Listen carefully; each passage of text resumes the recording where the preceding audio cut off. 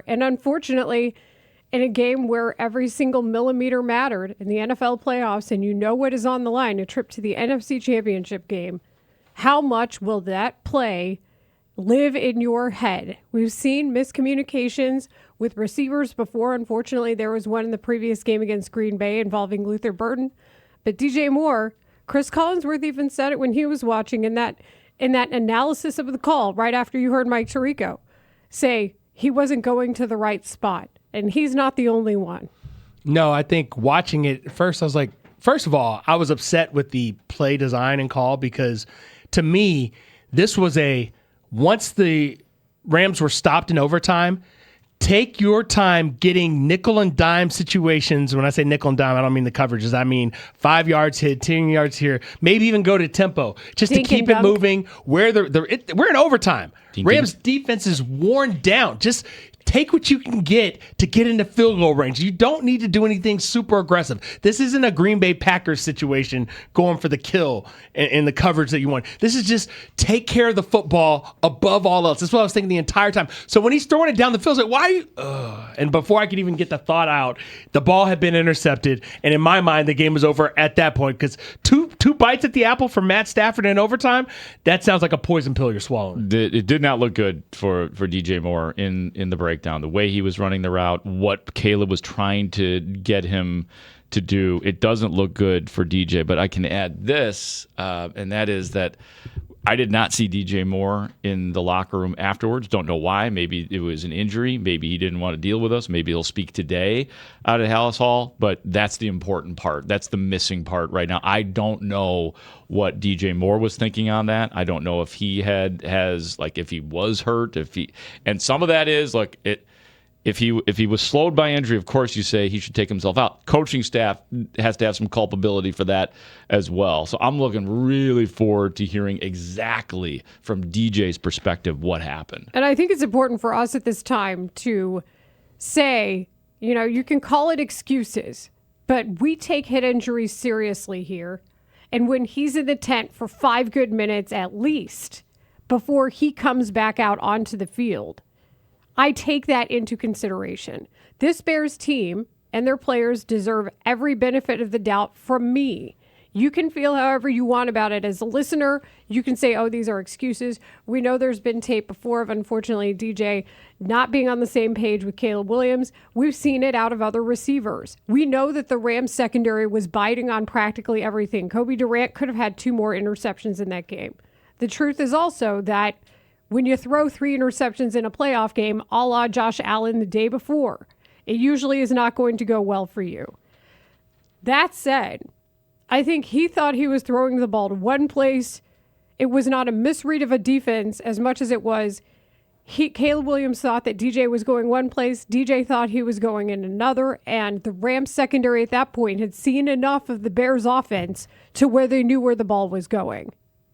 Yeah, and the argument is, of course, even if the Rams know where the ball is going, you saw the open space as the play developed. If DJ does flatten the route, if he comes at a sharper angle, then he's in position to, if not make the throw, at least make sure nobody else catches. And I think that's one of the big takeaways. Let's listen to what Caleb Williams first had to say. I think it's important to listen to the guy throwing the ball first as to what happened.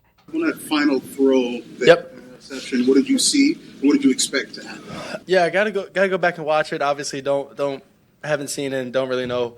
But from in the moment, saw the front side safety down, the front side of the concept, ended up getting hemmed up a little bit, and so moved on and had DJ going over top over all of it.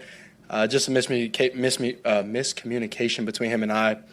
Tried to flatten him off under the safety, and he kept it vertical from what I saw on obviously in the moment. So that's the explanation out of the quarterback. And credit to Caleb Williams. I thought the best way to, if nothing else, stop a frenzy was the way he put it. But when you look at the tape, that's exactly what he's describing. Mark, what did you think when you heard him say that? Well, you know what? Actually, low-key, I'm thinking in the back of my brain now, listening to that, like part of it, and I know this is not necessarily the part people want to hear right now, but it's really cool to hear Caleb Williams like that. It just hit me how intelligently he talks about offense now, like relative to last year and even the beginning of the season, like in terms of mastering, because that was like what we're all worried about. Like, is this guy gonna ever master the offense? Can he take this all in? Can he meet Ben Johnson? And that is like, just listening to that. Oh, he's met Ben Johnson, so the mentals are there. Like the fact that Caleb knew exactly what, like flattening him out over the middle and DJ going vertical, like hearing all that. I mean, it's hard not to believe Caleb's side of the story and that DJ was in the wrong on that play. And that's what it sounds like when a guy knows how to watch tape. Yes. He has addressed that problem and that concern, and I think the next step for me is talk to me. Hearing other quarterbacks. You know how you've heard other quarterbacks say, "Oh yeah, like such and such receiver and I were watching tape and we were like, oh, we can run that play." And I'm always like, wouldn't it be neat if the Bears had a quarterback who did that? Like, who said like, "Oh, I was watching tape and I was like, wait, we can run this." That's the next step of the discussion. Leila, I think we're there. I think that's what this offseason is going to be about. Is about him taking it even further. I mean, he's not a finished product, and that's my favorite thing about everything that's transpired this season. But the only thing I'll say is you would hope by this point of the season that he and DJ Moore would always be on the same page. And we've seen it a few times with DJ, the famous mailbox where DJ throws up his hand. There are guys who say, "I can get open on this play. I've got daylight. I'm reading the defense my way. Here's a touchdown," or "Here's more yards." And when the pressure is on, everybody's trying to do different things. Everybody's trying to do as much as they can. And that's where the communication becomes so crucial. Well, the problem is Chase Daniel was on this pretty quickly, and he had an all-22. And Chase Daniel used to be on our afternoon show regularly, former quarterback, as everybody knows, MVP at the bank, undoubtedly. Fair. Here's what he had to say about it. Caleb Williams has a really good pocket. All right, a couple things I like about this. One, you're protecting the edges. You're giving your guy a chance to make a play.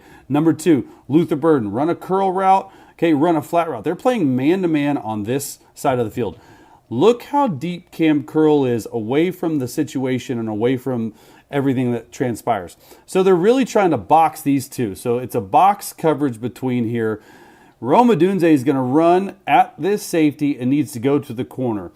This job right here by DJ Moore, it's hard to see because of it. Your job is a deep cross. You should be over here on the hash 18 to 22 yards.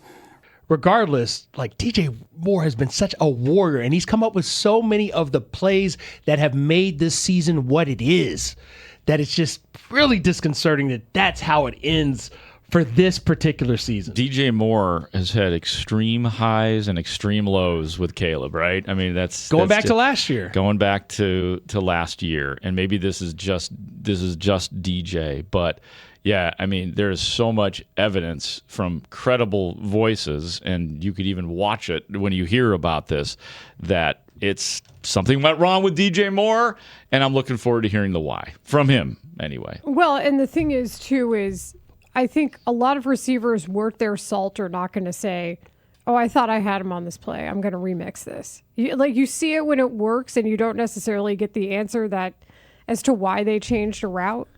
But then when they do and somebody's where they're not supposed to be, then you see the risk and you see the reward we don't hear about.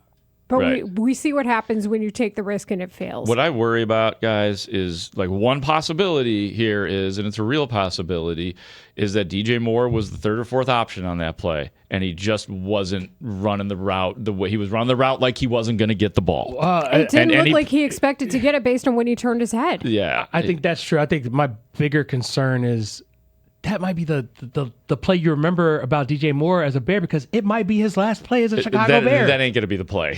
I'm saying I'm just saying that's the last thing. That might be the last thing, but it ain't going to be the thing that you remember. He just made too many spectacular catches. He made spectacular plays, weeks. but I'm saying that might be his last play as a Bear. Yeah, well, I see. Oh, you think he's not going to be here next year? I'm just saying it's a possibility. Yes, okay. I'm saying it's a possibility, and that's why it's so disconcerting to me, because I want him to be remembered for so many other things. I think he will be. I mean, like since they if the Bears had been eliminated in the if they hadn't won a playoff game, then maybe, I mean, it's always going to be remembered. We're always going to talk about it, but DJ Moore will be remembered for some pretty big time catches, I believe. Yeah. I mean, it's notable, but I disagree that that's his legacy.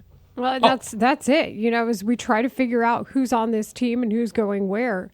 You know, all the players said it after the game. And I think it's something that Ben Johnson probably told the team because they're on the same page as head coach. Is this is not going to be the same group next year. And there's no better example of that than when we get into Inside the Locker Room with you, Mark Grote, at 125. But there's a reason why we're all wondering how this is going to look next season and what happens next. And the proof in Detroit would indicate that change is likely to happen just based on how they operated and who wants certain players for certain things.